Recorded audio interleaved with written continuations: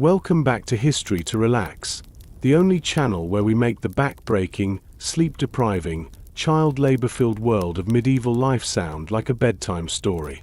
Yes, that's right. While kids today complain about cleaning their room, children back then were busy carrying buckets of water, sanding planks, or being yelled at by a blacksmith before breakfast. So before we dive into another chapter of medieval childhood wasn't exactly a fairy tale, do me a favor, hit that like button, subscribe, and leave me a comment telling me where you're listening from. I promise, it won't be as much work as grinding grain or mending tools at dawn. Now, sit back, relax, maybe be a little grateful you weren't born in the year 1284, and let's begin. Part 1. Born into hardship. In the medieval world, the arrival of a child was never just a moment of joy. It was a crossing into uncertainty, a delicate step into life where each breath, each heartbeat in those first days, was fragile. The small, dim room where most babies first opened their eyes was far removed from the bright, sterile delivery wards of our time. Instead, it was often a single space, part home, part workshop, part sleeping area, with smoke curling low from the hearth and the heavy scent of tallow candles drifting in the air. The mother, pale from the strain, lay on a straw-stuffed mattress or a simple wooden bed, its frame creaking under her weight. In poor homes, that mattress might be little more than a flattened sack, softened with feathers or filled with straw. Around her, midwives, sometimes experienced, sometimes simply the most trusted older women in the village, moved with quiet urgency. Their hands, though steady, were rarely clean by modern standards. There was no soap as we know it, no disinfectant. At best, they rinsed their hands in water infused with herbs like rosemary or lavender, not for hygiene as we understand it, but for scent and supposed protection from evil spirits. Birth was dangerous for the mother, but for the child it was even more perilous. Many would not live to see their first birthday. Across the medieval centuries, infant mortality rates could be staggering. In some regions, perhaps a third or more of newborns would die within days or weeks of birth. A slight fever, a difficult labor, a cord wrapped around the neck, any one of these could mean the end before life had truly begun. The walls of the birth chamber were often draped with blankets or heavy cloths, not only to keep out drafts, but also to shield the scene from unwanted eyes and, according to superstition, to prevent wandering spirits from slipping in. Birth was not considered a purely medical event. It was deeply tied to belief, to ritual, to fear of forces unseen. Charms might be tied above the bed, sometimes a small cross, sometimes a bundle of herbs thought to ward off the evil eye. If the mother was poor, her labor was likely aided by one or two women she knew well, perhaps her own mother if she still lived, or a neighbor who had seen many births. If she was wealthy or noble, the room might be fuller, with servants, a professional midwife, perhaps even a physician if one could be found. But the risk was always there. Childbirth did not discriminate entirely by class. Wealth might bring better food and a warmer room, but it could not banish infection or stop a hemorrhage. When the child finally emerged, the room's tension shifted, sometimes into relief, sometimes into renewed urgency. A baby born weak, silent, or blue was a cause for alarm. Midwives might rub the child briskly, or dip it briefly in warm wine or water to shock it into breathing.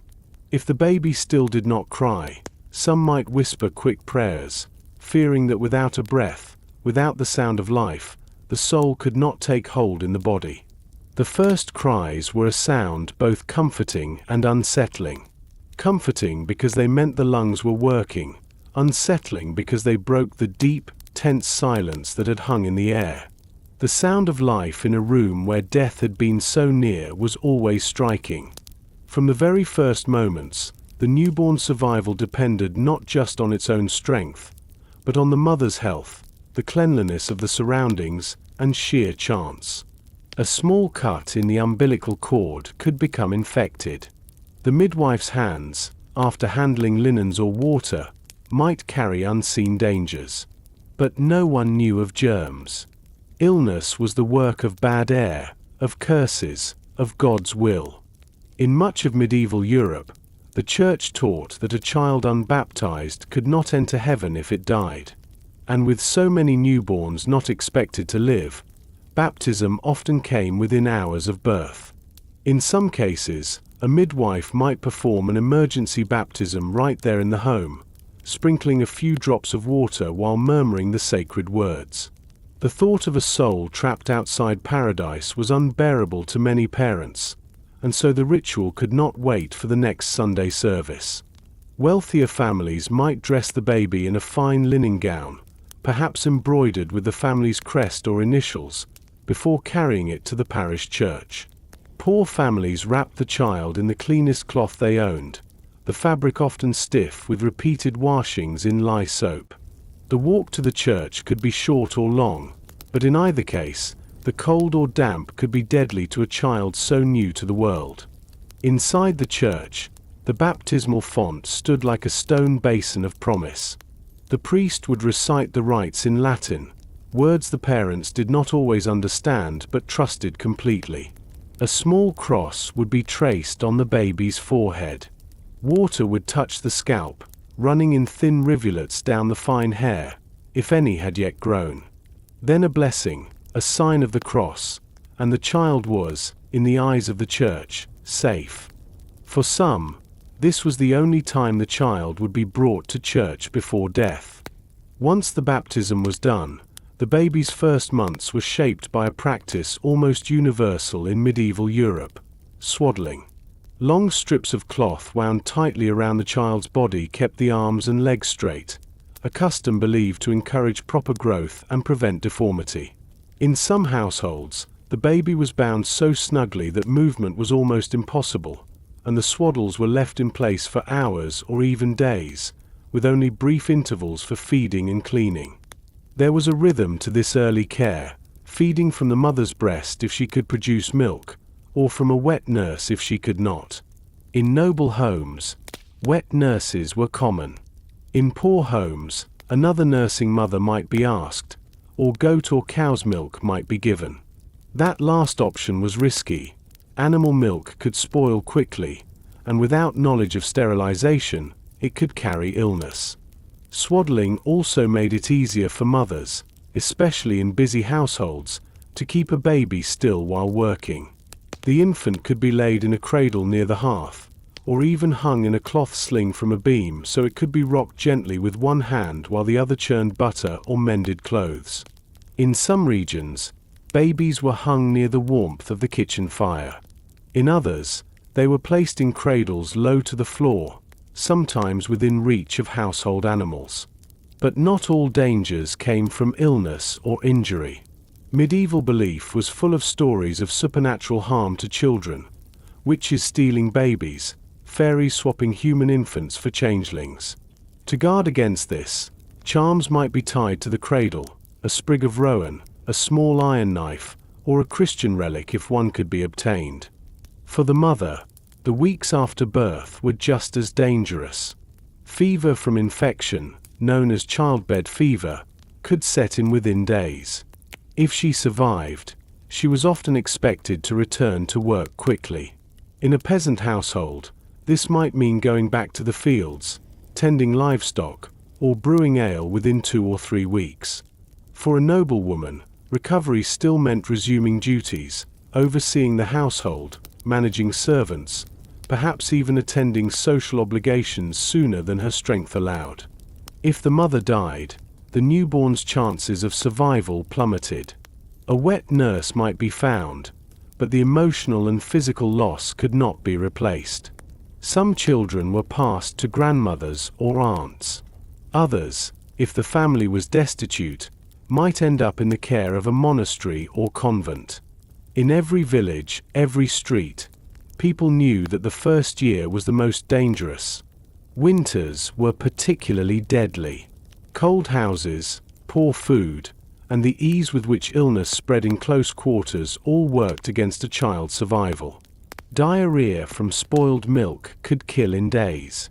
A cough could deepen into pneumonia. Even teething was seen as a dangerous time, often blamed for fevers that were, in truth, infections of other kinds. To modern eyes, it might seem that parents grew hardened to loss. But grief was real, even if it had to be borne quietly. Small graves in churchyards bore no carved names for poor families, but each one was remembered by someone: a mother, a father, a sibling. Sometimes a charm or small carved token was placed under the earth, a last gift for a life that had barely begun. For the child who survived those first months, the world ahead was not gentle. But in that moment, wrapped in cloth, rocked in a cradle, perhaps sleeping to the sound of a fire's quiet crackle, there was still a chance. A chance that the next day would come. A chance to grow, to take a first step, to speak a first word. And so the mother, or the nurse, or the sister tasked with watching the baby, kept the fire lit. She adjusted the swaddling, checked the child's breath in the dim light, and whispered a prayer. Outside, the church bells marked another hour. Inside, the struggle for life had only just begun. Part 2. The First Years. The first years of life in the medieval world were a fragile bridge between survival and loss. A baby who had lived past the first month was already considered fortunate, but danger was never far. Illness could strike in an instant. A small accident could turn fatal. And in most homes, childhood was not a protected season of play but a slow introduction to the work and hardships that defined adult life. Inside a peasant's cottage, the days were marked by the rhythm of the hearth. Smoke curled upward from the fire, clinging to the rafters before seeping out through a small hole or vent. The floor was packed earth, swept clean with a bundle of twigs. In the corner, a cradle might rest close to the warmth, its wooden frame rough and worn from years of use. This was not a separate nursery or a special space just for the child. It was part of the main room, within reach of the mother as she baked bread, stirred a pot of pottage, or spun wool. For a noble family, the scene was different but not without its own risks. The infant's chamber might have tapestries to keep out the cold and a nursemaid to watch over them. There might be a carved wooden cradle with smooth edges and soft blankets of linen or wool. But even in such comfort, sickness traveled easily. Fever, cough, and infection made no distinction between stone hall and wooden hut. Feeding was the constant task of the first years. If the mother was healthy and had enough milk, the child nursed several times each day. In wealthy households, a wet nurse might be employed from the start, allowing the mother to return to social duties sooner. Wet nurses were often chosen for their own robust health, but even so, the milk could carry illness from one household to another. Among the poor, if the mother could not nurse, other nursing women might be asked to help, and if no one was available, animal milk was used. Goat's milk was most common, though it spoiled quickly and could sour in the heat of the hearth. Weaning was a dangerous moment. Babies might be given soft bread soaked in broth, mashed grains, or porridge made with barley or oats. Without refrigeration or proper storage, food could easily be spoiled, bringing on stomach sickness that might last only a day for an adult but could kill a child in hours. The memory of losing an infant to such sickness left deep scars on families, though life allowed little time to grieve. Mobility brought new challenges. Once a child began to crawl, the home became a maze of hazards. The open hearth, with its sparks and low flames, could burn unguarded hands. Iron tools used for cooking or farming were often left within reach. In wealthier homes, the risk came from stairs, heavy furniture, and open windows without glass or screens. Children learned quickly to follow the voice of their caregiver, for wandering too far could mean a fall, a scolding, or worse. By the time they could walk steadily, most children were given small tasks. In a peasant household, this might mean carrying kindling from the woodpile, gathering eggs from the henhouse, or holding a bucket while an older sibling poured water from the well. In towns, children of tradesmen might be sent to deliver messages or carry small goods to customers. For noble children, early duties centered on learning proper manners, standing quietly when elders spoke, and following the instructions of tutors or nursemaids. Play existed, but it was often simple and made from whatever could be found. A round piece of leather stuffed with rags became a ball. Sticks served as swords in the hands of boys, while girls played at keeping a small household with scraps of cloth as dolls. Even games were tinged with the rhythms of work. Watching older siblings spin wool might lead to imitating the motion with a stick and string. Pretending to bake bread could mean patting mud into the shape of a loaf. The line between play and learning was thin, for every skill taught in these early years prepared the child for the life ahead. A boy who learned to tie bundles of kindling was learning to carry firewood for the household. A girl who practiced sweeping with a twig broom would soon be keeping the floors clean for real. Clothing for young children was practical above all else. In poor families, garments were often handed down until they were little more than patches held together by sturdy thread. Wool was the most common fabric, sometimes itchy against the skin but durable in cold weather. Linen shifts were worn in warmer months if the family could afford them. Noble children had finer fabrics, sometimes dyed in soft colors, though these too were shaped for utility. Buttons were rare. Most garments were tied with simple cords. Illness was the shadow that followed every family. A small cough could deepen into something deadly. Cold damp weather brought fevers and chills. Winter was the hardest season, but even summer carried risks: bad water, flies around food, and cuts or scrapes that could turn septic. Mothers and grandmothers kept small bundles of herbs for remedies: sage for fevers, mint for stomach troubles, chamomile for soothing. Prayer was as much a part of healing as any treatment, and candles were often lit before saints' images when a child grew sick. The church's influence over childhood was constant. From the ringing of the morning bells to the prayers before sleep, a child's life was shaped by religious rhythms. Festivals were bright moments in the year: the feast of a patron saint, Christmas, Easter. For many children, these were the rare occasions when they saw music, pageantry, or the taste of better food. But even then, discipline was strict. Loud laughter or rough play could bring a stern rebuke, for piety and obedience were valued above childish energy. Accidents were common. A tumble into a shallow stream could lead to drowning if no one saw it happen. A startled animal could kick or bite.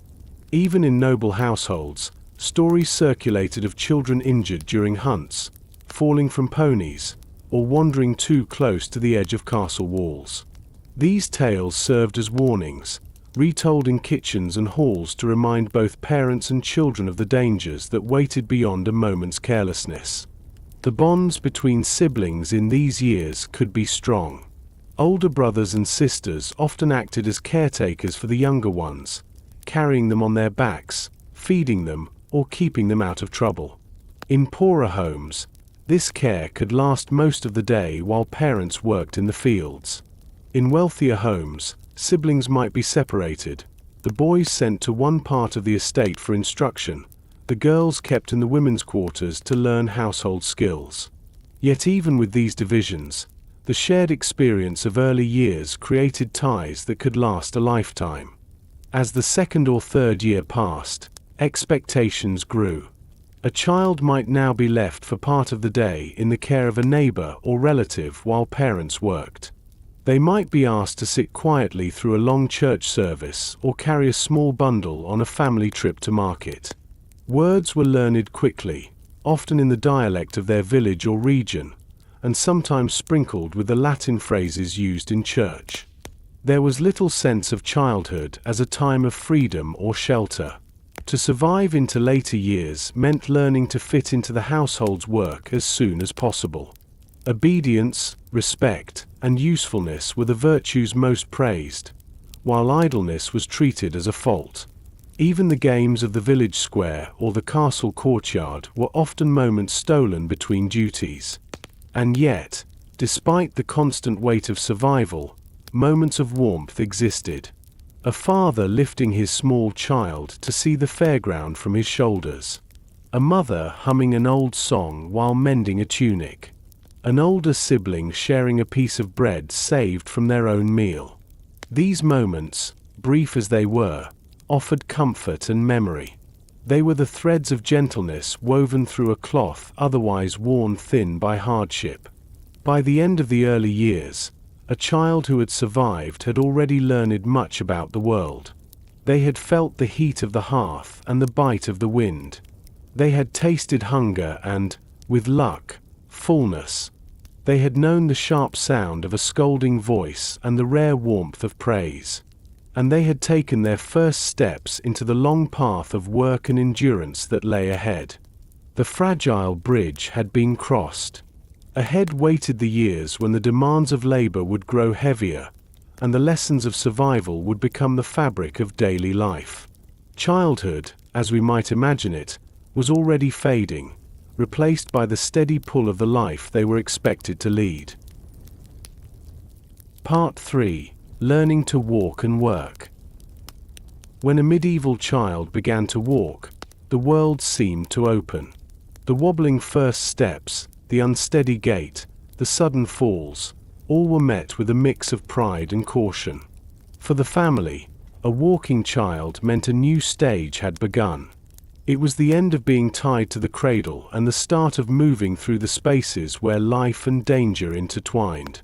For the poor, this new mobility brought both hope and more work. A child who could walk could be given small errands, even at 2 or 3 years old. It might be carrying a small bundle of sticks for the fire, or fetching a spoon from the table. In a household where every pair of hands counted, the ability to walk meant the ability to help. For the wealthy, walking was also a milestone, though the duties were different. A noble toddler might be led by the hand through the halls of a manor, learning how to bow to elders, how to stay close to a nursemaid, how to move with the expected dignity of their birth. The surfaces underfoot varied from one home to another.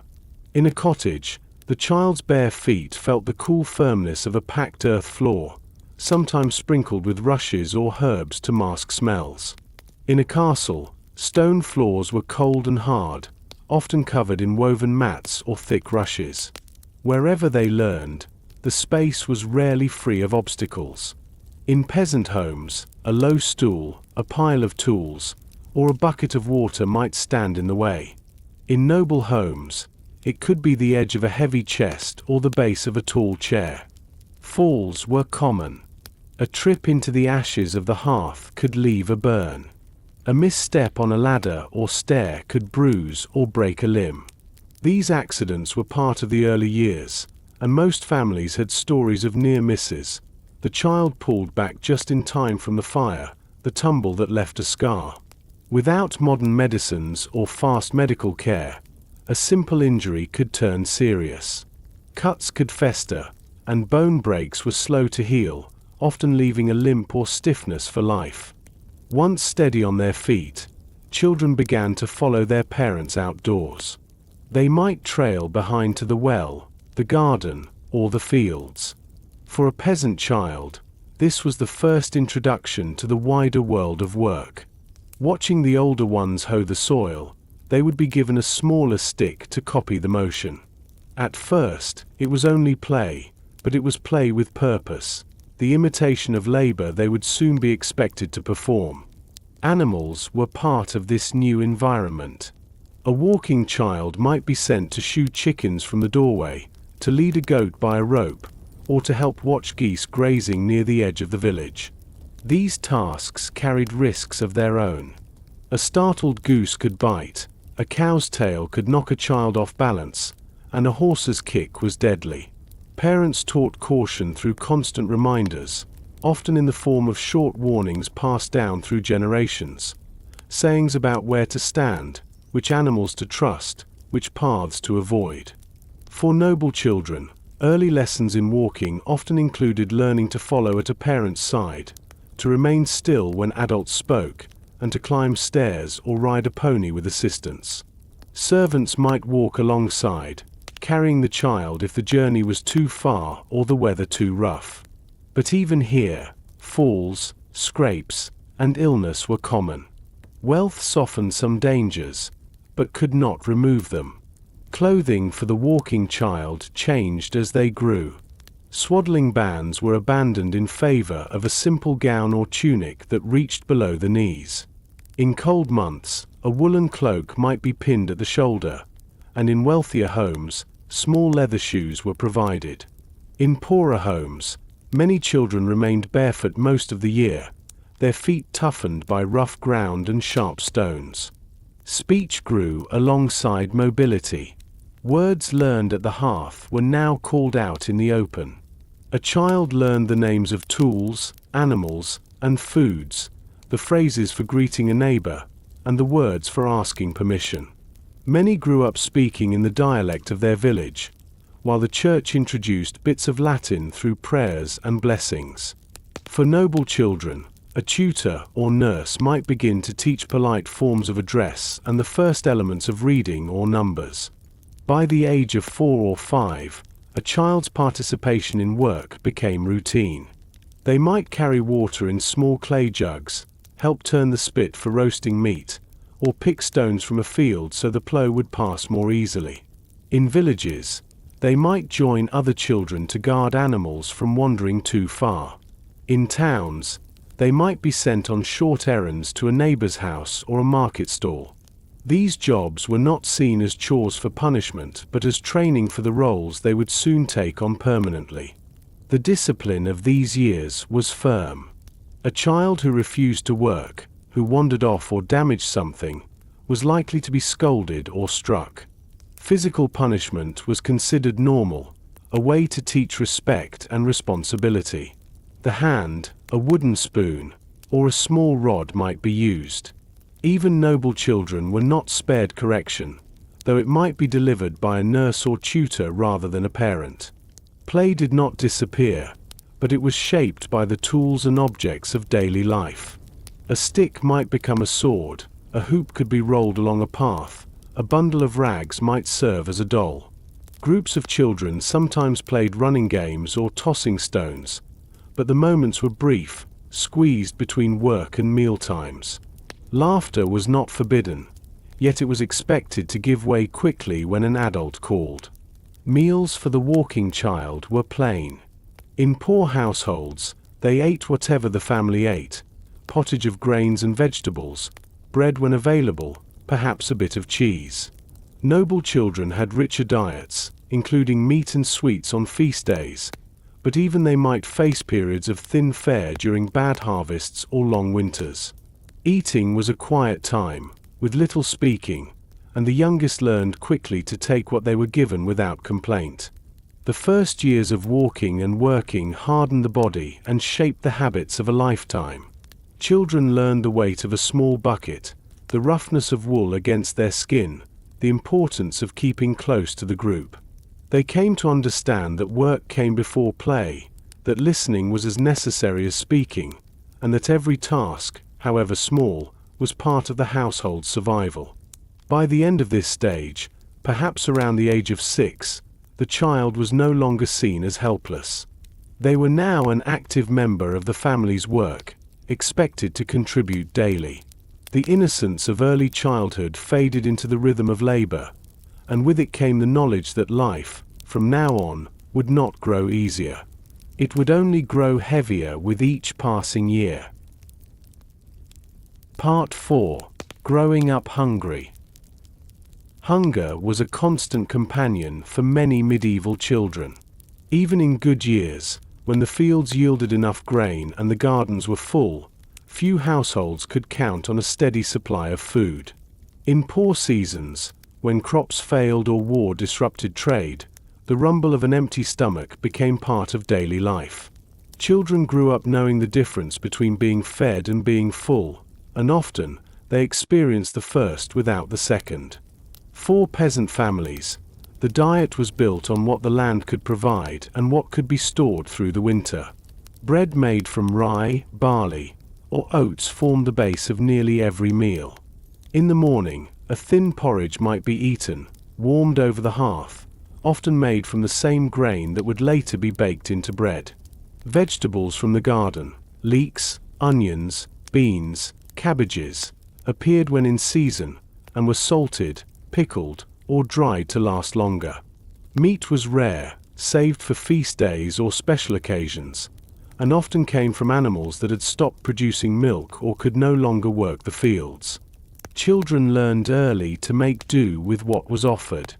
A chunk of bread dipped in broth, a ladle of pottage made from whatever could be gathered, perhaps a piece of cheese if the household kept goats or sheep. The flavors were simple, and the portions were often small. Hunger was not only a matter of taste, it slowed the body, dulled the mind, and made the smallest task feel heavier. Yet children kept working, carrying loads, tending animals, and fetching water, because the needs of the household did not pause for empty bellies. In noble households, the situation was different but not without its own limits. The kitchens were larger, and the variety of food was greater. Wheat bread, roasted meats, fish, spice sauces, and sweetened dishes appeared on the tables of the great halls. But children, especially the younger ones, often ate separately from the adults, and their meals were simpler. Servants brought them bread, watered wine, or ale, and a portion of whatever was prepared for the day, though rich sauces or costly spices might be reserved for the lords and ladies. Even here, the threat of scarcity could come with a poor harvest or long siege, forcing a return to plainer fare. Hunger was sharpest in the weeks before the next harvest, the time known as the hungry gap. By late spring or early summer, the stored grain from the previous year could be nearly gone, and fresh crops were not yet ready. Families stretched what they had, mixing in more beans or peas with the pottage, thinning soups with extra water, and baking bread from lower quality grain that was harder to digest. Children might be sent to gather wild plants, nettles, sorrel, mushrooms, to add something fresh to the table. Famine brought its own harsh lessons. In years when rains rotted the crops or frost killed them too soon, even the smallest scraps of food became precious. Parents might give the best of what they had to the youngest children, while older ones learned to go to bed hungry. Some children were sent to live with relatives or in the service of wealthier households simply because there was not enough to feed everyone. Church fasts added to the rhythm of eating and not eating. On many days of the year, meat was forbidden, and meals became even plainer. For poor families, these days felt little different from normal, since meat was rare anyway. For wealthier families, cooks turned to fish, eggs, and dairy to fill the gap. Children learned to follow the same rules as their elders, and breaking them could bring not only a scolding but also the belief that they had sinned. In villages, food was a shared concern. Neighbors sometimes traded goods, eggs for bread, vegetables for milk, to help each other through hard times. Children carried baskets between homes, learning the roots and the unspoken rules of barter. In towns, markets offered more variety, but the cost of buying food could strain even a craftsman's income. Meals were not taken lightly, and waste was almost unheard of. A child who left food on the plate might be told to finish every bite, not only out of respect for the work it took to prepare it, but also from the knowledge that tomorrow's meal might be smaller. The memory of going hungry lingered in many adults, and they taught their children never to take food for granted. Even feast days, when the table might overflow with bread, roasted meats, pies, and sweet pastries, were fleeting. After the celebration ended, the household returned to the daily fare of bread and pottage. For children, those rare days were bright memories, retold in winter when the food was plain and the hours felt long. Hunger left its mark on the body. Many children grew slowly, their limbs thin and their faces narrow. Illnesses struck harder in underfed bodies, and recovery was slower. Yet the will to survive was strong. Children learned to find berries in the hedgerows, to catch fish in shallow streams, to scrape honey from wild hives. These small discoveries were moments of joy, a reminder that even in scarcity, the world sometimes gave freely. By the time they were old enough to take on heavier work, most children understood that hunger was part of life.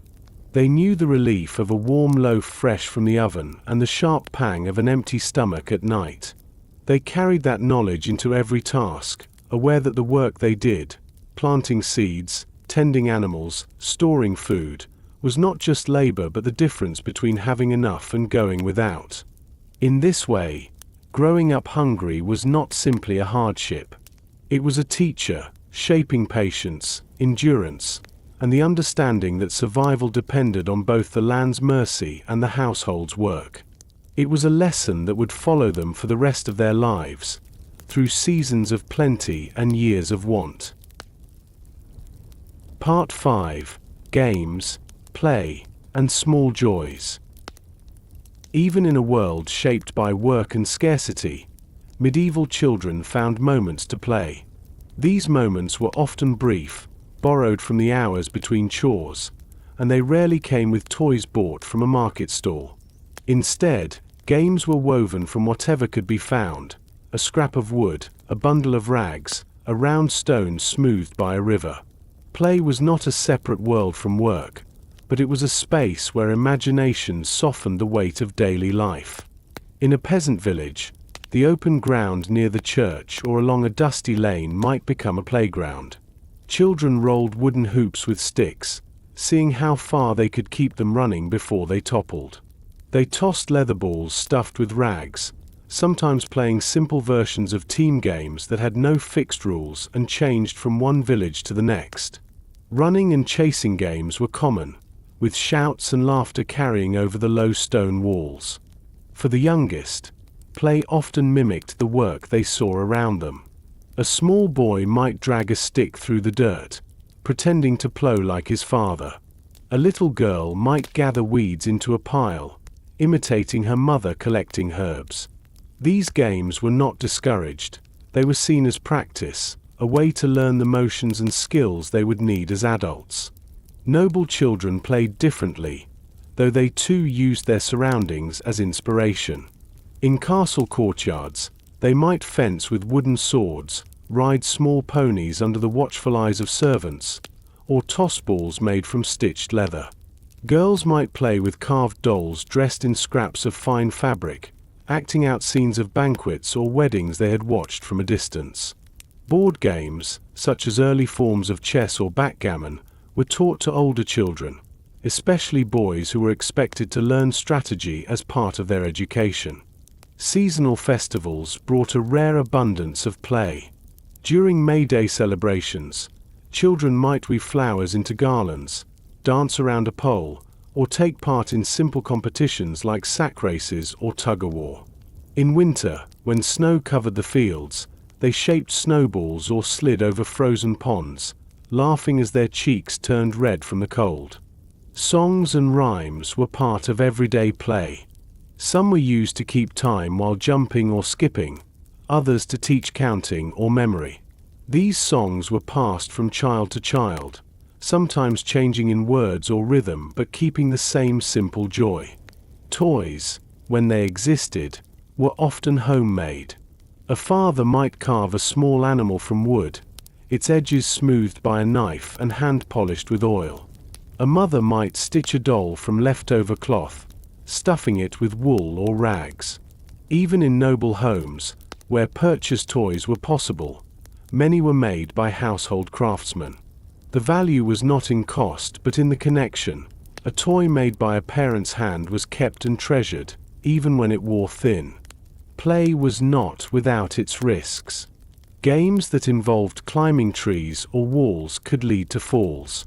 Rough wrestling matches could cause sprains or bruises. In winter, frozen ponds tempted children to test the ice, and sometimes the ice gave way. Parents and elders kept watch when they could, but in communities where everyone worked, accidents were an accepted part of growing up. The line between work and play blurred in the evenings. After the day's tasks were done, older children might gather in the fading light to tell stories or act out simple plays. Sometimes, these stories were of saints and heroes, learned in church. Other times, they were tales of clever peasants outwitting lords, passed quietly between friends. The laughter of these evenings carried into the homes, a reminder that even in hardship, there was room for joy. For many children, play was also a way to build bonds. Friendships formed over a shared game of ball or a pretend hunt in the meadow. Siblings grew closer through secret games played behind the house or whispered jokes during long hours of tending animals. In noble households, these bonds could last into adulthood, shaping alliances and loyalties among those who had once chased each other through castle halls. Play, brief and often improvised, was a gift, a reminder that life was more than hunger, work, and duty. It was the pause between the demands of the day, the shared smile across a game's starting line, the burst of laughter when a hoop rolled farther than expected. These small joys did not erase the hardships of medieval childhood, but they gave children something to hold on to, a memory of light in a world often shadowed by need. By the time a child grew into their early teens, these moments of play grew fewer. Work claimed more of the hours, and the games of childhood faded into memory. But those memories, bright against the grey of daily life, remained, carried in the mind like a small ember that could warm even the coldest winter evening. Part 6. Apprentices and Servants. By the age of 7 or 8, many medieval children were no longer seen as simply part of the household. They were ready to leave it, at least for part of their lives, and enter the service of others. This was not considered unusual. It was the expected path for countless boys and girls, whether born to the plough or to the merchant's counter. For some, it meant apprenticeship in a trade. For others, it meant becoming a servant in a wealthier household. For a few, it meant stepping into the long shadow of a noble court. In villages and towns, apprenticeship was the most common route for boys whose families wanted them to learn a craft. A blacksmith might take in a boy to learn the art of shaping iron, or a carpenter might agree to train him in cutting and joining wood. The agreement was formal in its own way, even if no paper was signed. The boy would live in the master's home, work long hours, and learn through doing. In return, he would receive food, lodging, and the promise of skill, though wages, if they came at all, might not be given until years later when the apprenticeship ended. For girls, service in a household was more common than formal apprenticeship, though some learned trades such as weaving or embroidery. A girl might work in the kitchen, carrying water, grinding grain, or tending the fire. She might clean rooms, care for children, or help with spinning and sewing. In larger houses, she would be part of a small army of servants, each with their own narrow duties. In smaller homes, her work would be broad, shifting from dawn to dusk as needs arose. Life as an apprentice or servant was not easy. The day began early, often before the sun, with tasks that had to be completed before the household stirred. Apprentices swept the workshop, prepared tools, or stoked the forge. Servants lit fires, fetched water, and laid out the first meal. Mistakes could bring sharp words or a beating, and expectations were high. A child in service was not there to be coddled. They were there to lighten the master's load and to learn by doing, whether the work was dull, heavy, or unpleasant. The treatment of these children varied. Some masters and mistresses saw them as part of the household and treated them with a measure of kindness, offering food at the same table and teaching patiently. Others were harsh, quick to punish, and slow to praise. The balance between learning and labor could tilt heavily toward labor, with the teaching reduced to brief explanations shouted over the noise of a workshop or kitchen. For noble children, service often meant being sent to another castle or manor, not as a servant in the common sense, but as a page or companion. A boy might serve in the hall, carrying messages, attending to guests, or learning the basic duties of a squire. A girl might join the household of a lady, assisting in the solar, learning the skills expected of her rank, embroidery, music, and the subtle art of conversation. This was both an education and a way to forge alliances between families. The experience of living away from home could be both exciting and lonely. An apprentice might find friendship with other boys in the workshop, sharing jokes in the quiet moments between tasks. A servant girl might grow close to an older maid who taught her the hidden rhythms of the household. But homesickness lingered, especially in the early months. The smell of one's own hearth, the familiar path to the village well, the voices of family, these were things a child carried in memory. Meals in service were plain, though sometimes better than what the child had known at home. In a craftsman's household, bread, cheese, and pottage were staples. In a noble house, the food might be richer, but servants usually ate separately from their masters, in the kitchen or a side room. The amount and quality of food often reflected the child's place in the household's hierarchy. Clothing was another marker of status. Apprentices and servants were given practical garments suited to their work, sturdy wool for warmth, simple tunics for movement. Noble pages and companions wore finer fabrics, though often in the colors or livery of the household they served, a visible sign of allegiance. Discipline was strict. Apprentices were expected to obey their masters without question, and servants were to follow orders promptly. Disobedience or carelessness could lead to punishment, from extra work to physical blows. Yet for many, the discipline was also a kind of training, a way to prepare them for the responsibilities they would carry as adults. The years spent as an apprentice or servant could shape the rest of a child's life. Skills learned in a master's shop might lead to independent work and the ability to support a family. Service in a noble house could open doors to better marriages, higher positions, or the favor of powerful patrons. But the price was high, the loss of much of what we might think of as childhood, the constant demands of labor, and the knowledge that one's place and comfort depended on the will of another. By the time their term of service ended, which might be years after it began, many children were no longer children at all in the eyes of the world. They had learned to rise before dawn, to work without complaint, to take orders without hesitation. The games of early childhood were far behind them, replaced by the steady weight of duty and the hope that the skills they had earned would give them a measure of independence in the years ahead. Part 7. Discipline and Punishment. In the medieval world, discipline was not an occasional measure. It was a constant thread running through the fabric of a child's life, from the moment they could understand words to the day they took on adult responsibilities. Obedience was considered one of the highest virtues, and enforcing it was seen as both a duty and a necessity. Parents, masters, and teachers all believed that correction was part of raising a child properly. To modern eyes, the punishments could seem harsh, but in their time they were considered ordinary, even merciful compared to the chaos that might result from a lack of order. The common saying that a child should be beaten for their own good was not a figure of speech but a reflection of deeply held beliefs about moral training. At home, discipline began early.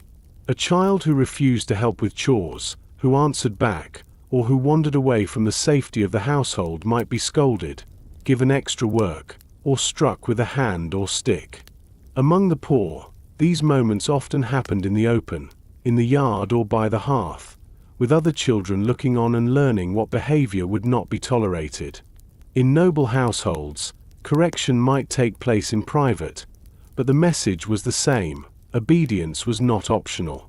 In workshops and places of service, masters had authority over apprentices and servants much as a parent had over their own children.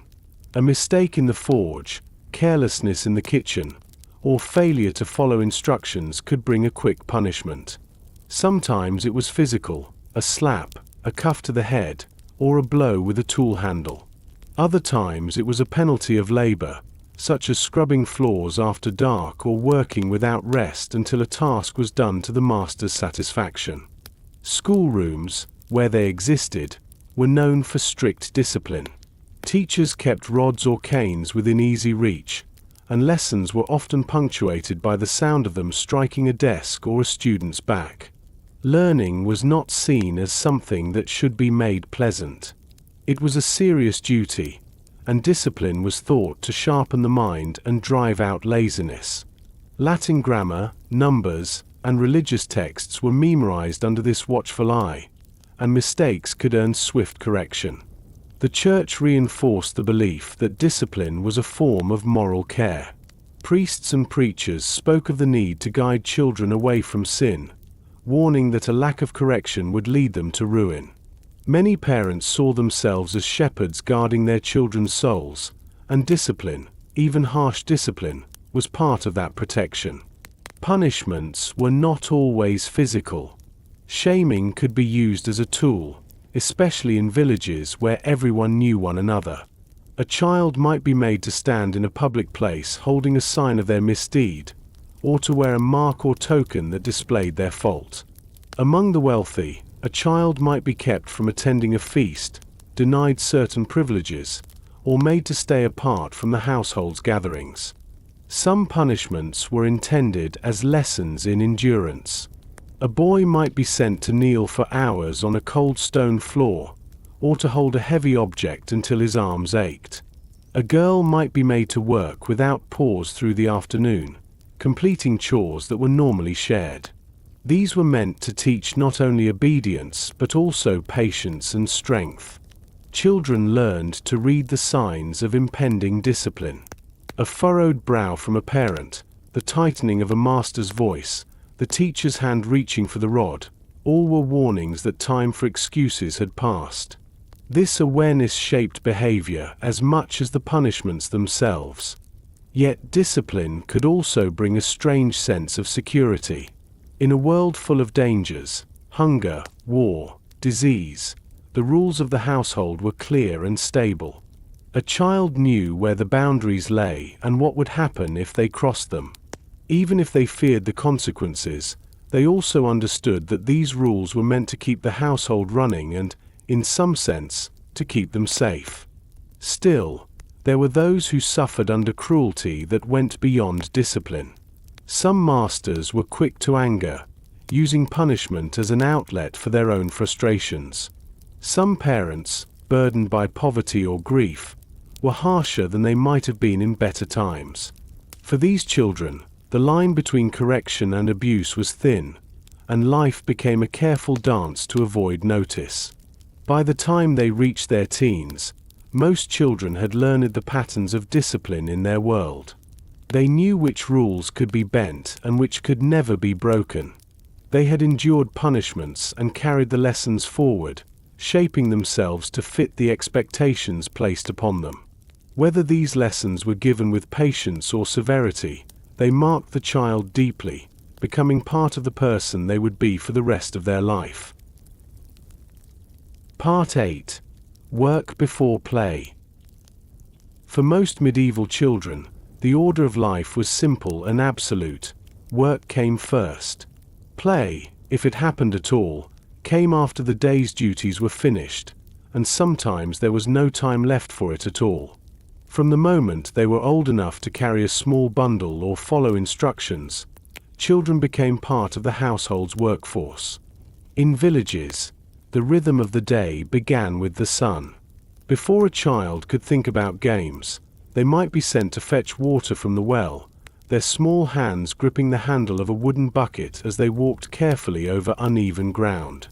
In summer, they might follow their parents into the fields, carrying seed to be sown or gathering stones so the plough could pass more easily. In winter, they might help mend tools indoors, hold skeins of yarn while their mother wound them into balls, or tend the hearth so the fire would not go out. In towns, children whose parents were tradesmen often began learning the basics of the family craft. A baker's child might help sweep flour from the floor, grease pans, or carry bread to the front of the shop. The son or daughter of a weaver might help wind thread onto bobbins or keep the shuttle ready for the loom.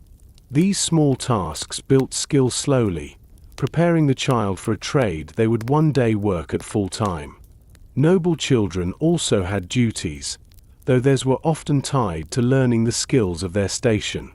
Boys might practice riding under a watchful instructor, polish armor, or carry messages within the castle. Girls might learn to spin and embroider, to assist with the care of younger siblings, or to oversee the preparation of a chamber for guests. Even in a wealthy household, there were few truly idle hours. The work was rarely light. Carrying firewood, hauling water, turning a heavy spit over the fire, and walking long distances on errands were all normal parts of a child's day. In harvest season, children joined in the gathering, bending low to pull vegetables from the soil or stacking sheaves of grain in the fields. The hours could stretch from dawn until the last light faded, leaving little energy for anything else. Work also taught caution.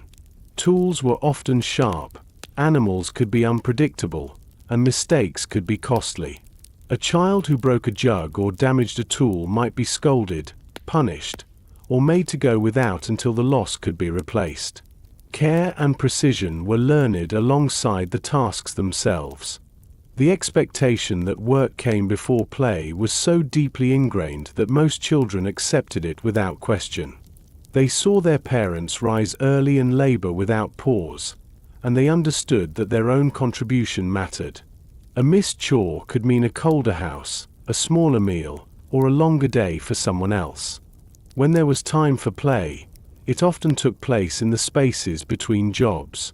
A child sent to herd geese might pass the hours tossing pebbles into a stream or whittling a stick into a toy. Two children walking back from the well might race each other for a short distance before the weight of the buckets slowed them down. These stolen moments were precious because they were rare. In wealthier households, tutors sometimes allowed their young charges time for games after lessons were complete, but only if they had studied diligently. In towns, apprentices might find a few minutes to join a street game at dusk before heading back to their master's shop.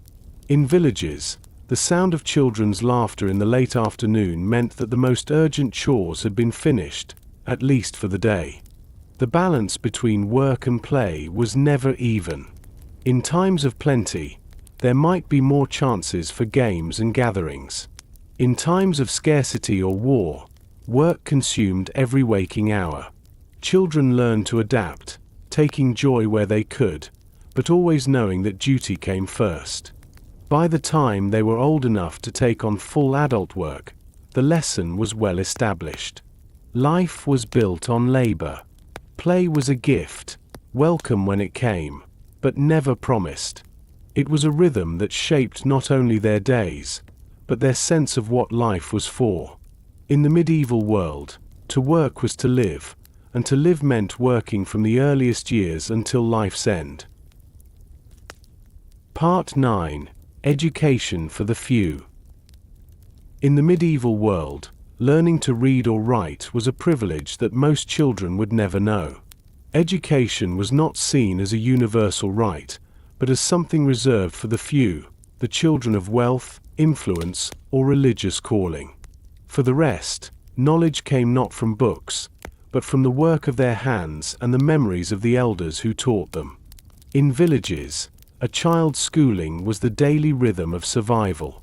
They learned to plant by watching a parent's careful hands, to mend a net by copying the movements of an older sibling, to measure the right amount of grain by the feel of it in a wooden scoop. Numbers were counted out in market stalls or in the tally of animals in the field, but few learned to record them.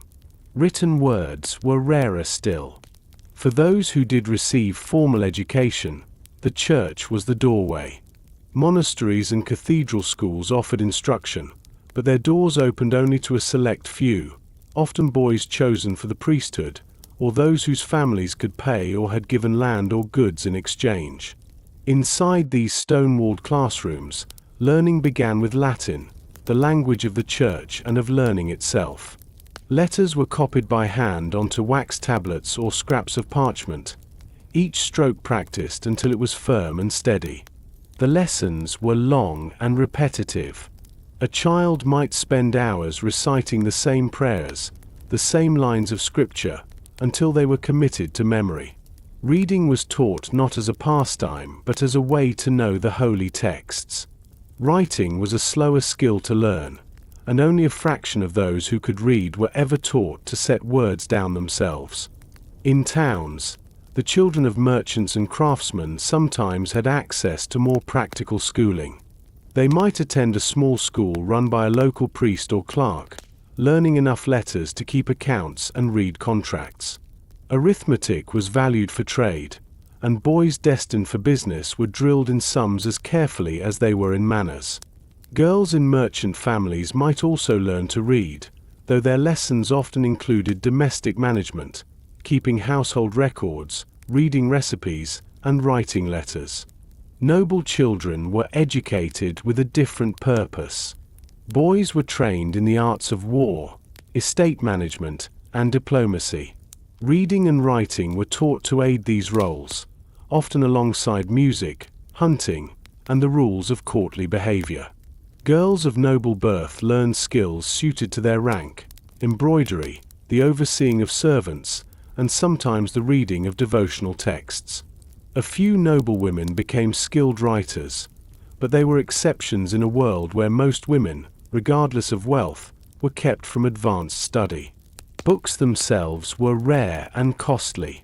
Each one was written and illustrated by hand, often by monks working for months or years on a single volume.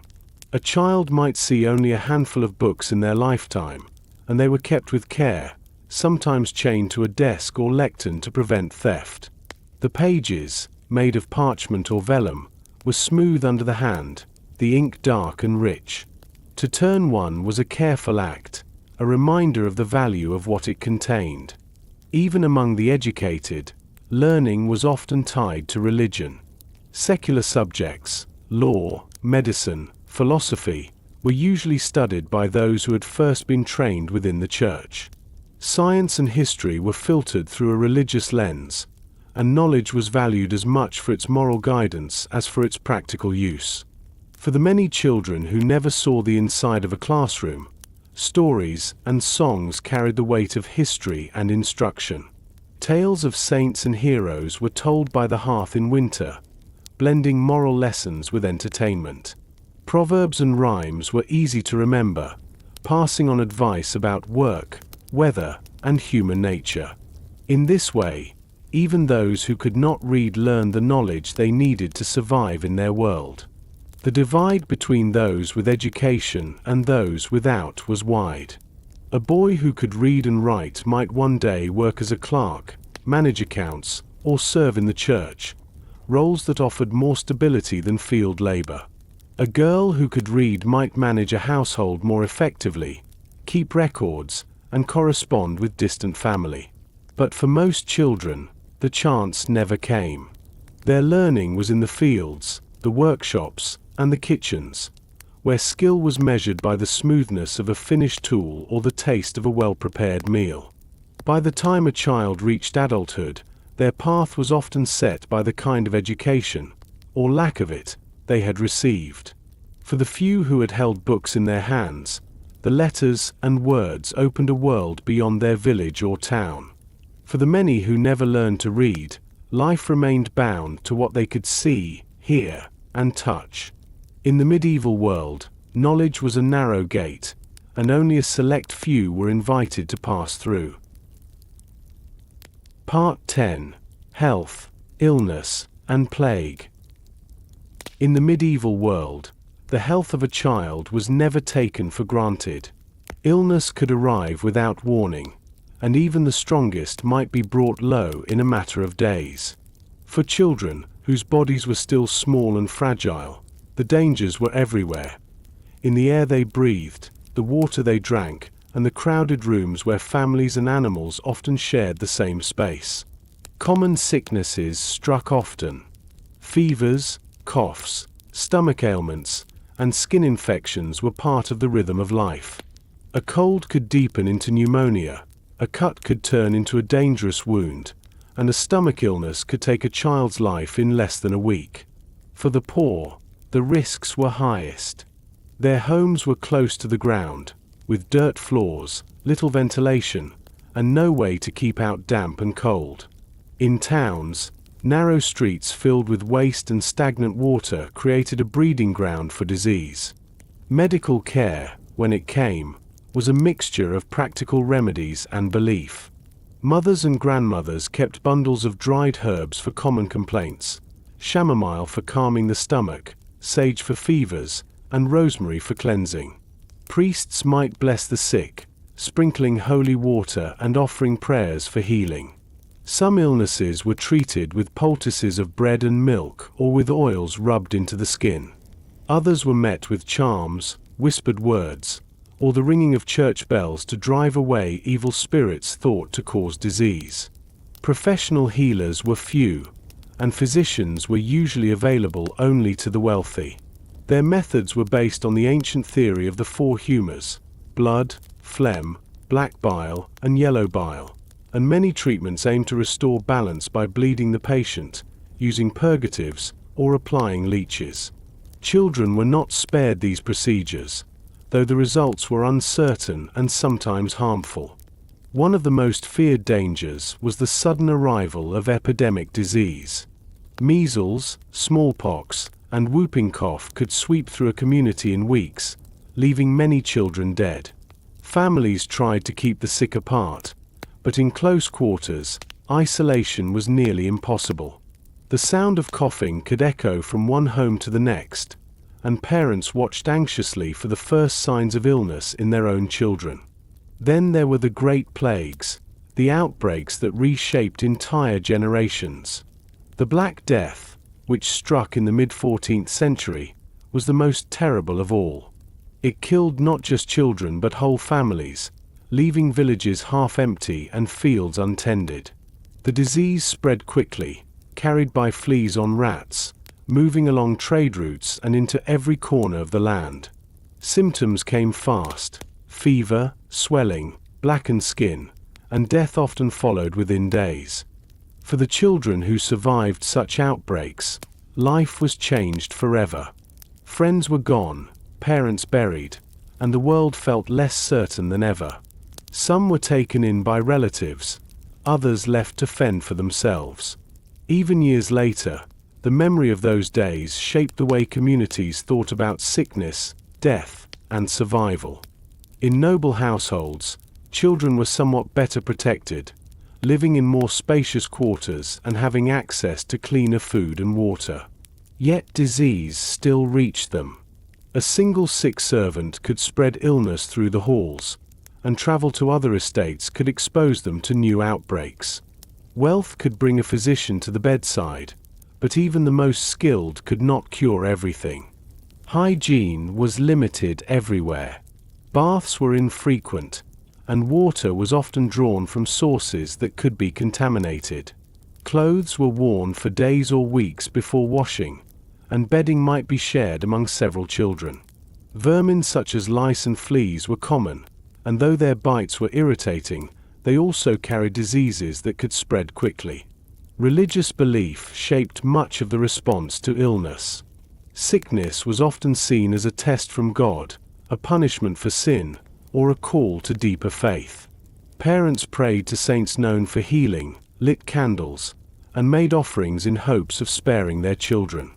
When recovery came, it was seen as a blessing. When it did not, grief was met with the belief that the child's soul had gone to a better place. Survival through childhood was never guaranteed, and those who lived into their teens carried the scars, sometimes physical, sometimes in the memory of loss. They had seen the empty spaces at the table, walked past the closed doors of homes where illness had taken everyone inside, and heard the tolling of the church bell for yet another soul. In this way, medieval childhood was shaped as much by sickness as by health. Illness was not a rare interruption to life but a constant presence, woven into the fabric of daily existence. Every breath of fresh air, every meal eaten in good health, every day without a fever was a small victory in a world where the shadow of disease was always near. Part 11. Faith and Fear. From the first days of life, a medieval child's world was framed by faith. The church was not a distant institution but a constant presence, shaping how people thought, worked, celebrated, and mourned. For children, it was the steady rhythm in the background of every day, the sound of bells marking the hours, the sight of the parish priest walking the lanes, the stories of saints and miracles told by the fire on cold nights. Religion was not simply something learned. It was lived. The first journey many children ever made beyond their home was to the church for baptism. The cross traced on their forehead, the water poured over their head, and the prayers spoken in Latin marked the beginning of their life as part of the Christian community. From that moment on, their days were tied to the church's calendar, not just in seasons of planting and harvest, but in feasts, fasts, and holy days. The year was filled with religious observances.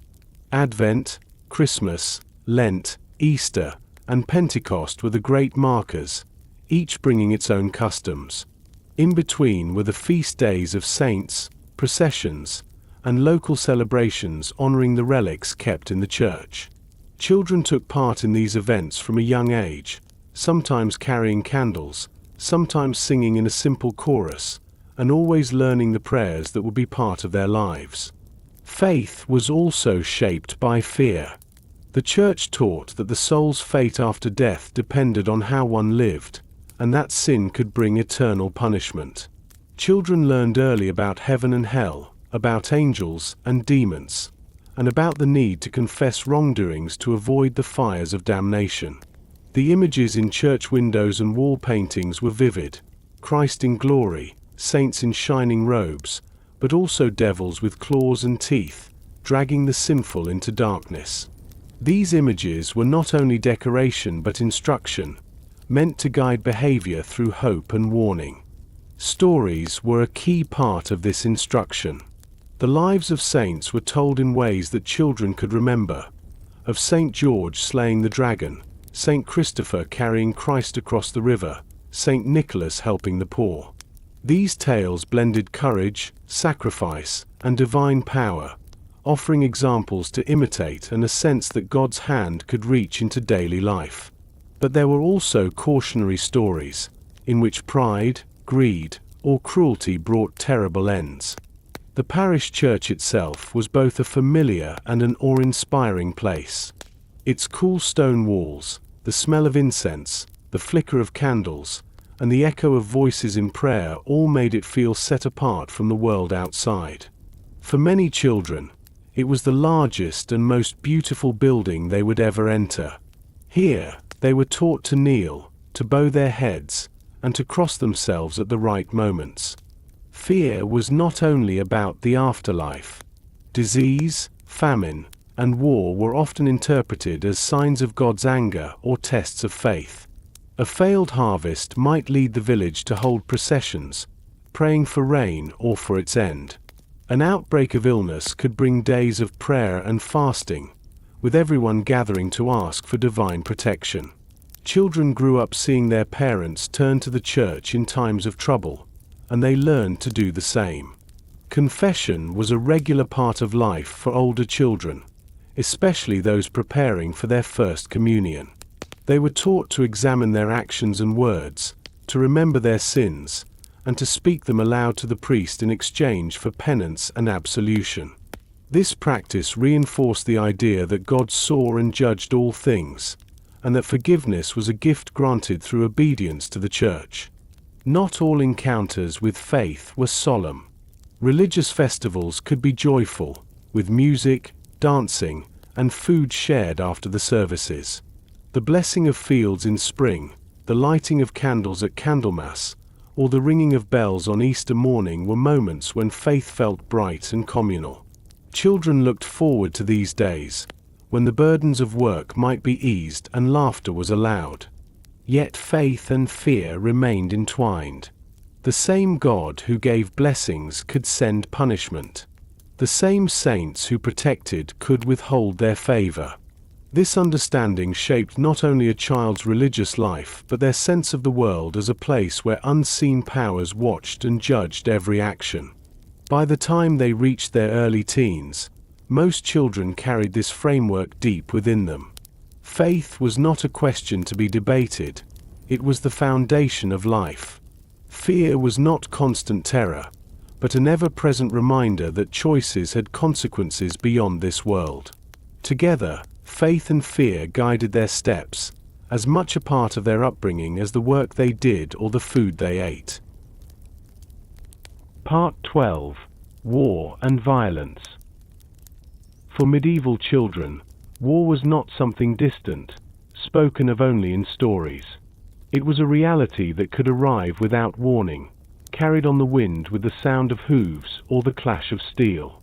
Even in times of relative peace, the threat lingered, shaping how people thought, where they built their homes, and how they taught their children to behave when danger came.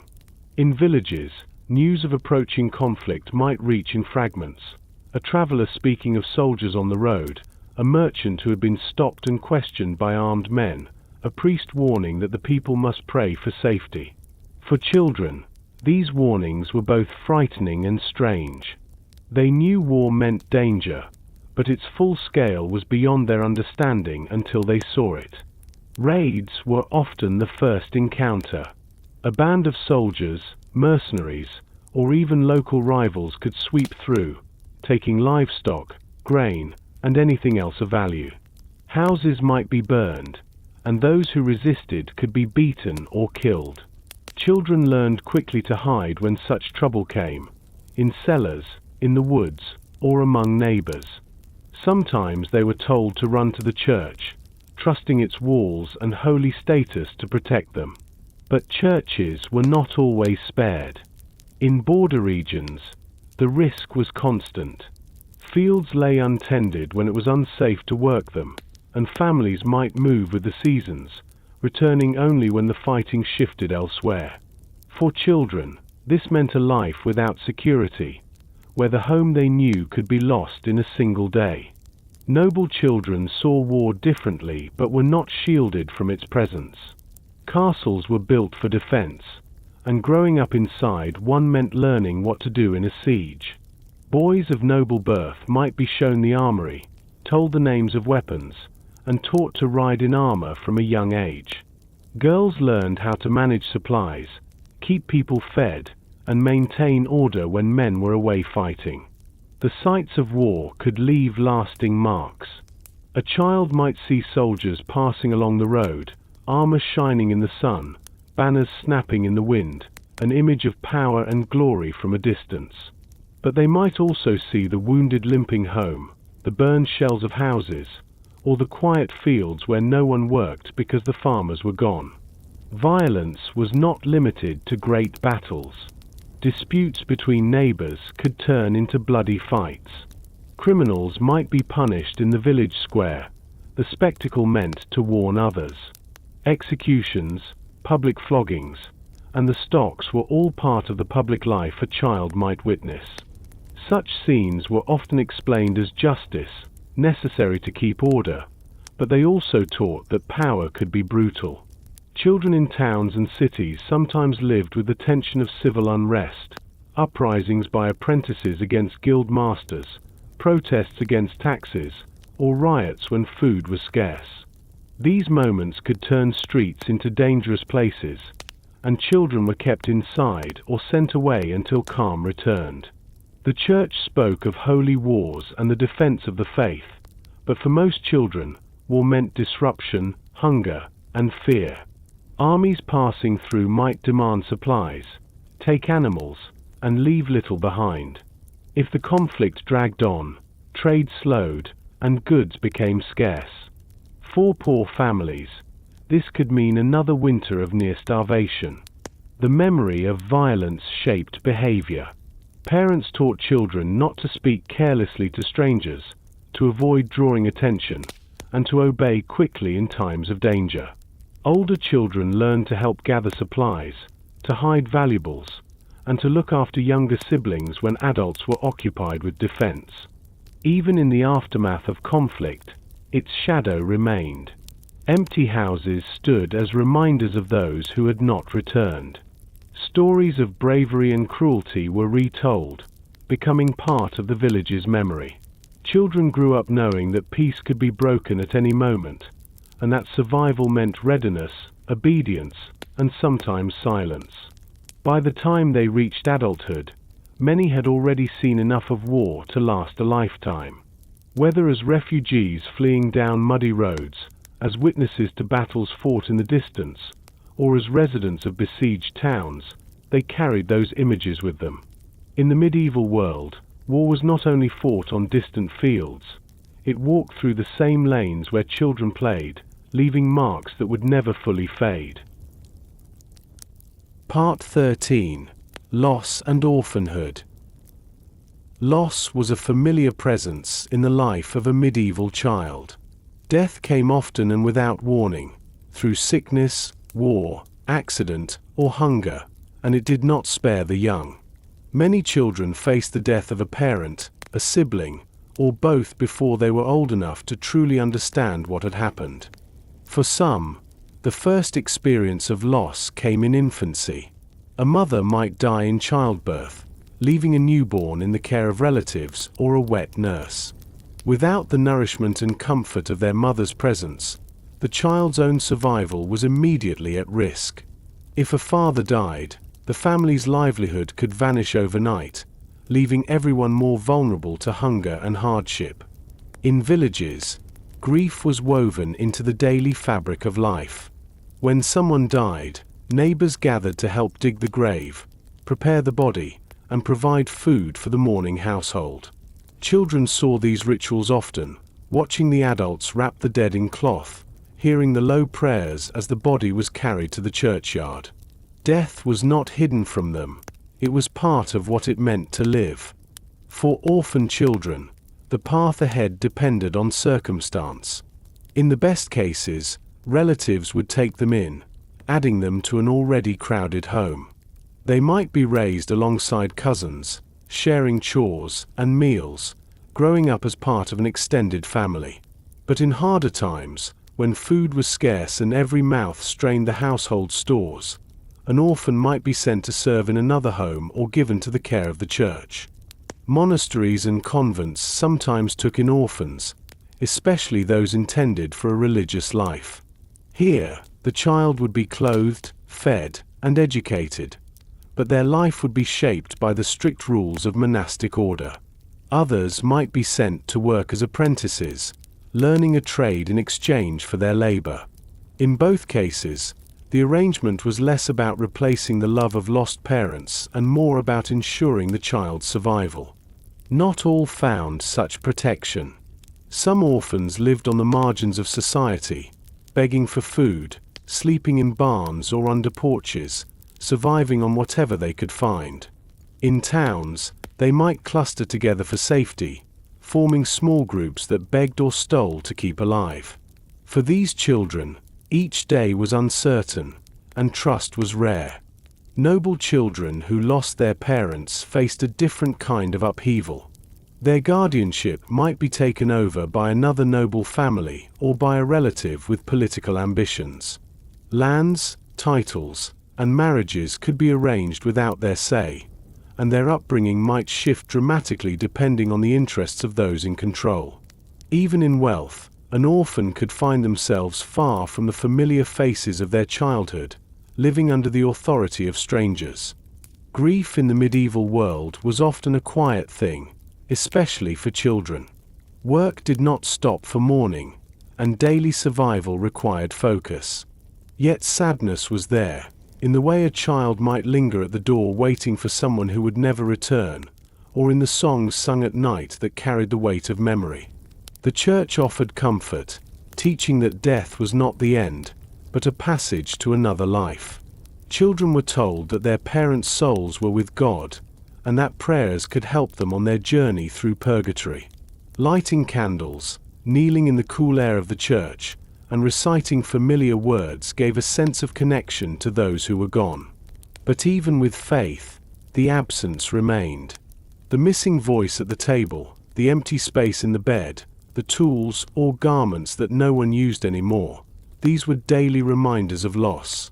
Older children often took on new roles after a parent's death, stepping into responsibilities far sooner than expected. A boy might work longer hours in the fields. A girl might take over the care of younger siblings. Childhood, already short in the medieval world, could vanish in the space of a single tragedy. By the time they reached adulthood, many had lived through enough loss to shape the rest of their lives. Some grew cautious, guarding themselves against forming deep attachments. Others became fiercely protective of the bonds they still had, valuing family and friendship above all. In either case, the experience of loss and the shadow of orphanhood became part of who they were. A reminder that in their world, nothing was certain, and every loved one was a gift that could be taken without warning. Part 14. Growing into the cycle. By the time a medieval child reached the edge of adolescence, the distinction between child and adult had already begun to blur. There was no clear line where childhood ended. Instead, it faded slowly, replaced by the steady weight of adult work, the expectations of the household, and the unspoken understanding that life would now follow a rhythm much older than they were. A cycle of seasons, labor, and duty that had shaped countless generations before them. For many, this shift happened gradually, almost without noticing. The chores of the earlier years, fetching water, gathering firewood, minding animals, had been training for what came next. By 12 or 13, a boy might be expected to plow alongside his father, swing a scythe in the fields, or mend a section of fence on his own. A girl might now be responsible for managing the kitchen fire from dawn until dusk, baking bread for the family, or weaving cloth that would clothe the entire household. These were not small contributions, they were essential, and failure could mean hunger or hardship for everyone. The seasons dictated the pace. Spring brought planting, when days began earlier and ended later. The earth turned and seeded under skies that could be soft and damp one moment, cold and windy the next. Summer demanded care of the growing crops, tending gardens, and guarding animals from straying or from predators. Autumn was the harvest, long, back-breaking days of gathering, storing, and preparing for the months ahead. Winter slowed some tasks but added others, repairing tools, spinning wool, salting meat, and keeping the fire alive through the cold nights. In towns, the cycle was shaped not by the fields but by the steady pulse of craft and trade. A boy apprenticed to a carpenter might now be trusted with making smaller items without direct supervision. Stools, tool handles, simple chests. A girl helping in her family's shop might be tasked with weighing goods, keeping accounts, or dealing directly with customers. The work was still watched by elders, but the trust placed in these young hands was real, and it carried pride as well as responsibility. In noble households, the transition took on a different form but no less seriousness.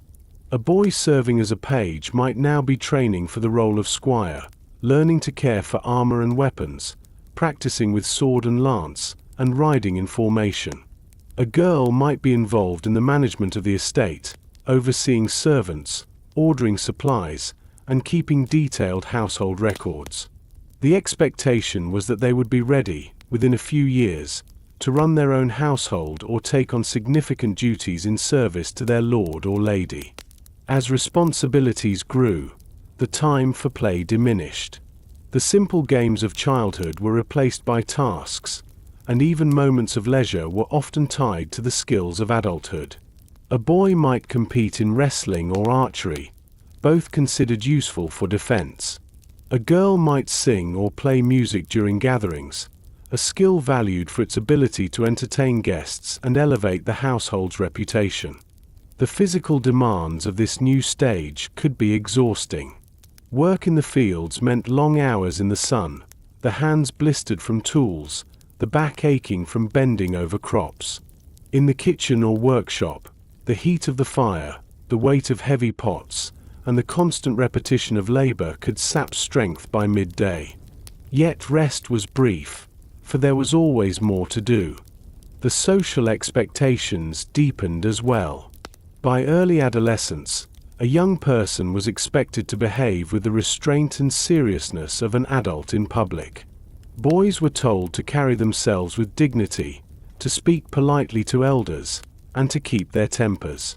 Girls were reminded to move gracefully, to guard their speech, and to uphold the family's honor in all they did.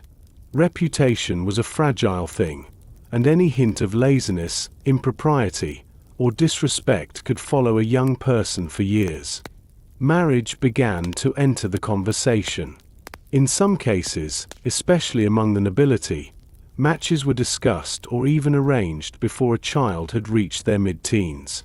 Among peasants, the age of marriage varied more widely, but it was not unusual for a girl to be wed before 20, sometimes soon after reaching full physical maturity. Boys might marry slightly later, often needing to secure steady work or land first, but the understanding was clear. The time for childhood was over, and the time for building the next household in the cycle had begun. This shift was reinforced by the way the older generation treated them. Instructions were no longer given as they were to a child, with patient explanation and repetition. Now they were commands, short and direct, with the expectation of immediate understanding. Praise, when it came, was often subtle, a nod, a brief word, a trusted task given without hesitation. Criticism could still be sharp, and mistakes were judged by their consequences, not by youth or inexperience. Even clothing reflected the change. Younger children had worn simple, often loose garments that allowed for growth and easy movement. Now their clothes were cut to fit more closely, made to resemble those of adults. For boys, this might mean longer tunics, hose, and belts for carrying tools or small weapons. For girls, gowns became fuller and longer, sometimes paired with simple veils or head coverings, marking them as young women in the eyes of the community. The awareness of mortality was sharper now. Having seen death in the form of sickness, war, or accident, many adolescents understood that their lives could be cut short without warning. This knowledge did not always lead to fear. More often, it created a sense of acceptance. Life was hard, and survival depended on being ready for whatever came. That readiness was part of becoming an adult. Faith continued to guide their steps. Older children took part in more of the religious life of the community, fasting during Lent, confessing sins regularly, and joining processions or pilgrimages. They began to understand more of the sermons, to recognize the moral lessons in the stories they had heard since infancy. For some, the church became a calling, offering a path into monastic life or clerical service. For others, it remained the foundation of their daily routine, its bells marking the hours of work and rest. Friendships also changed during this time. Bonds formed in early childhood sometimes grew stronger through shared labor, while others faded as responsibilities pulled young people in different directions. In villages, groups of older children might work side by side in the fields, talking quietly as they harvested or mended. In towns, apprentices from different trades might meet in the market, exchanging news or offering help. For noble youths, alliances and friendships built in the halls of a castle could shape political ties for decades to come. The awareness of the wider world also expanded. News of distant events, a battle won or lost, a change in the king's court, a poor harvest in a nearby region, now mattered more, because these events could affect the household's work, trade, or safety. Adolescents were expected to listen, remember, and sometimes act on this information. Despite the growing seriousness of life, moments of joy and pride still appeared. Completing a difficult task without help, being entrusted with a family responsibility, or hearing words of approval from a respected elder brought quiet satisfaction. These moments marked the milestones of growing into the cycle, just as much as the work itself. The idea of the cycle was not abstract to them. They saw it daily in the lives of their parents and elders, the endless round of planting, harvesting, repairing, raising children, and preparing for the next season. They understood that they were stepping into that pattern, and that one day they would be the ones guiding the next generation into it. There was little talk of dreams outside this cycle, at least for most. A few might imagine joining a monastery, becoming a skilled craftsman in a far-off town, or serving in a great lord's court. But for the majority, life would follow the same course it had for centuries. That knowledge could feel both comforting and confining. The path was certain, but it left little room for change. By the time they reached full adulthood, the transformation was complete. The games and idle hours of early childhood were gone, replaced by the steady responsibilities of labor, family, and faith. What remained was the knowledge that they were now part of something larger than themselves, the ongoing rhythm of their community's survival. For medieval children, growing into the cycle was not simply about age. It was about readiness. It was about taking their place among those who worked the land, tended the hearth, or kept the order of the household. It was about learning, with each passing season, that their life was one thread in a much larger weave, a weave that had been in motion long before they were born, and would continue long after they were gone. Part 15. The End of Childhood. By the time a medieval child stepped fully into their mid-teens, there was little left to distinguish them from the adults around them. They worked alongside their elders, bore the same responsibilities, and were expected to conduct themselves with the same seriousness. What modern minds might consider the end of childhood was not a celebration or a moment of sudden freedom. It was a quiet, almost unspoken transition into the endless cycle of labor, duty, and survival that defined their world. For some, the shift came abruptly. A parent's illness or death might leave them as the head of a household, responsible for younger siblings and the running of the home. An apprenticeship could end sooner than expected, forcing them to seek work before they felt ready. A marriage arranged by family or lord could bring them into the role of spouse, and soon, perhaps, of parent, before their own youth had fully run its course. For others, the change happened gradually, as one year's task simply bled into the next, with each season bringing heavier work and fewer moments of play. The signs of adulthood were everywhere. In the fields, a young man might now be given his own section to plow, his own cart to load, his own tools to maintain. In the household, a young woman might take over the baking, weaving, and management of supplies. Among the nobility, a boy could now serve in combat, carry a weapon into the field, or ride in the retinue of his lord. A girl might manage the servants, receive guests, and oversee the preparation of feasts. Clothing marked the difference too. Shorter tunics and childlike garments were replaced with longer, fitted clothing suited to adult work and social expectations. Girls began wearing gowns more often, with headdresses or veils to mark modesty. Boys wore belts to carry knives or small tools, a sign that they were trusted with both responsibility and the means to defend themselves if needed. The way elders spoke to them changed as well. There was less instruction, less allowance for mistakes. Orders were given with the assumption that they knew what to do and how to do it.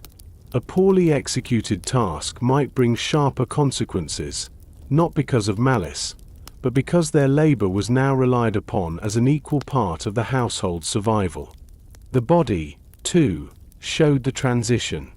Years of work had built muscle, toughened hands, and set postures into the habits of their trade.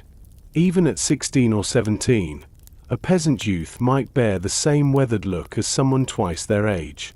The skin carried the sun's mark from summers in the fields, or the pallor of long hours indoors at a loom or bench. Marriage was one of the clearest markers of adulthood.